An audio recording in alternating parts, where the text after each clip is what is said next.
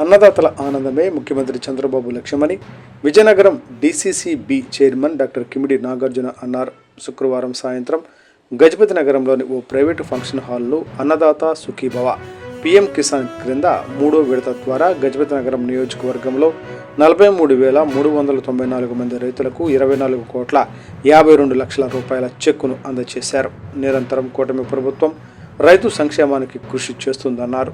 మాజీ మంత్రి పడాల అరుణ, టీడీపీ నేతలు కొండపల్లి కొండలరావు, గోపాలరాజు, మక్కువ శ్రీధర్, గంట్యాడ శ్రీదేవి, ఓబీసీ జిల్లా అధ్యక్షులు దొగ్గ దేముడు బాబు, ఏడీఏ నిర్మల జ్యోతి, 4 మండలాల రైతులు పాల్గొన్నారు. Today TV staff reporter yes Shankar, Vizianagaram జిల్లా.